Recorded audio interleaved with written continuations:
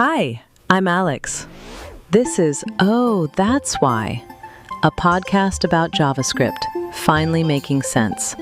Let's dig in.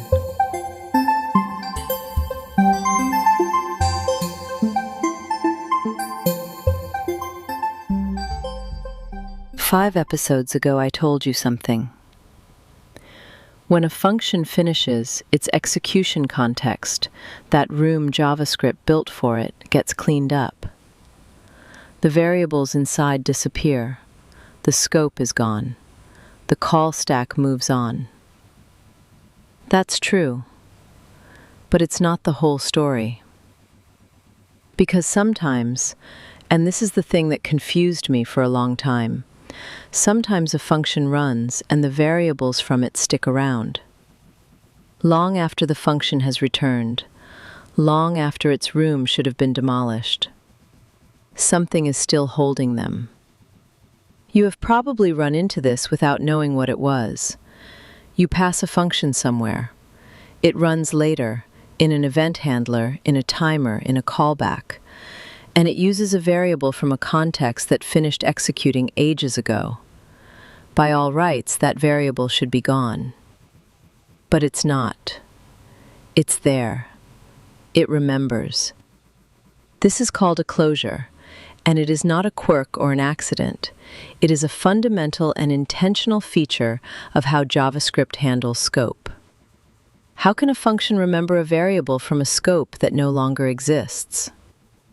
I want to go back to the building from last week, that office building with the floors and the rooms. Imagine a project room on the 4th floor. A small team has been working there for months. There's a whiteboard covered in formulas, diagrams, decisions, a window on the east wall with a particular view. The team knows every inch of that room. Now the project ends.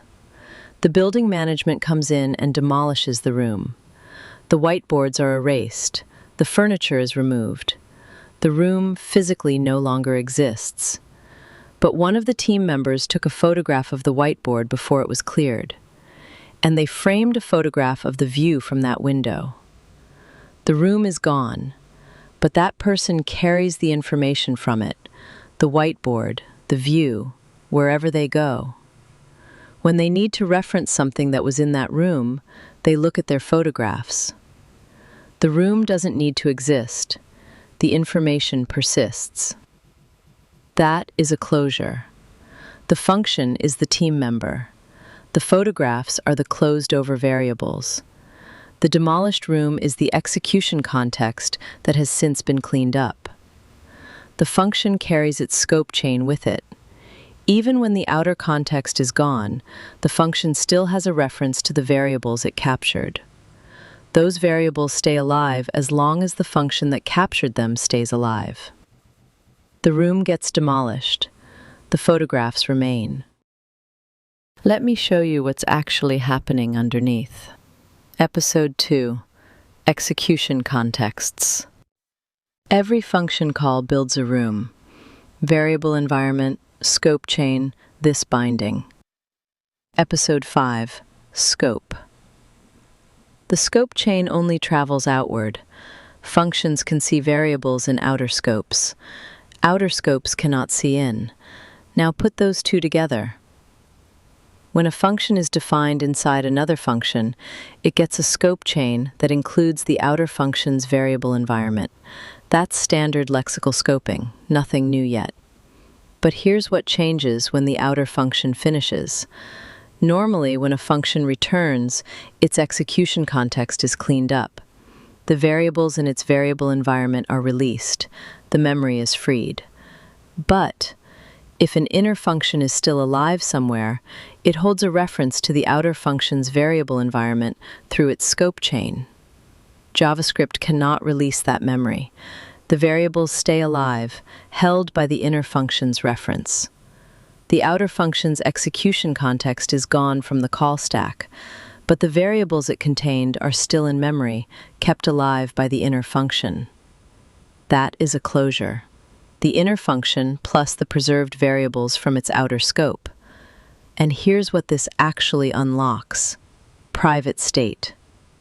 Create a variable inside a function and return inner functions that read and modify it. Code outside has no direct access to that variable. The scope chain doesn't travel inward. The variable is effectively private. Not because of a keyword, because of scope. Factory functions.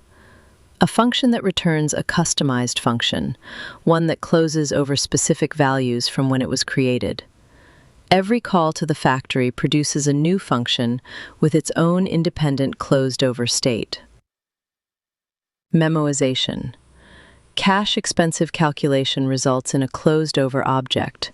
The cache persists across calls because it lives in the outer scope. The function holds the reference alive. React hooks. When you call useState or useEffect, those are closures. They close over the component's specific instance of those values. This is not React magic. This is JavaScript's closure mechanism. Every one of these patterns depends on the same mechanic, a function keeping a variable alive past the point where it should have been cleaned up. We talked about the for loop bug in episode 5. Now we can actually explain it completely. You have a for loop with var. Inside it, you create a function. Maybe pass it to set timeout. Maybe attach it as an event handler.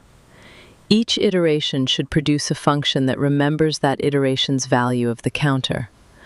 But when those functions run, they all have the same value.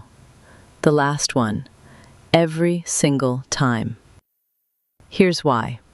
var is function scoped. There is only one counter variable shared across every iteration.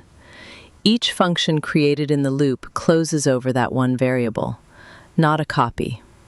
The actual variable. When the loop finishes, the variable holds its final value. Every closure reaches for it and finds the same thing. Switch from var to let. The problem disappears. Because let is block scoped.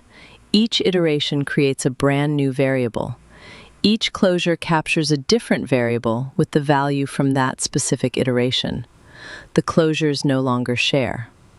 The same variable versus different variables. That is the entire difference. Memory leaks from closures are the second thing to know. A closure holds a reference to the variables it captured. As long as the closure exists, those variables cannot be garbage collected. Create closures inside event listeners and never remove them. The closed-over variables stay in memory indefinitely.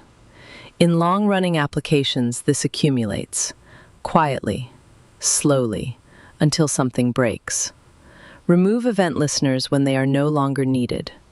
Be deliberate about what your closures are keeping alive. The third trap is the one I find most interesting.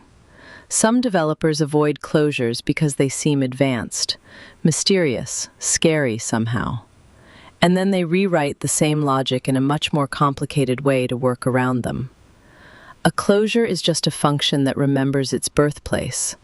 That's it. After 5 episodes, I think you see it now. A closure is not magic. It's a function that kept a copy of the view from a room that no longer exists. 6 episodes. And this is the moment the series was built toward. The 2-phase model, the execution context, the call stack, hoisting, scope, and now closures. Closures are what happens when a room's contents outlive the room itself. This is not a feature you use sometimes. Every callback, every event handler, every React hook, closures, all of them. And now when you encounter one, you'll know exactly what's keeping those variables alive. The companion article on Medium has a worked example of private state using closures, one of the most useful patterns in all of JavaScript. Link is in the show notes. Next week, the stack versus the heap. Where do your variables actually live in memory? And why does the answer matter for how you write code? I'm Alex Vega. This is Oh That's Why. 6 episodes in, and you understand something most developers use every day without knowing what it is. That gap between using something and understanding it, you just closed it.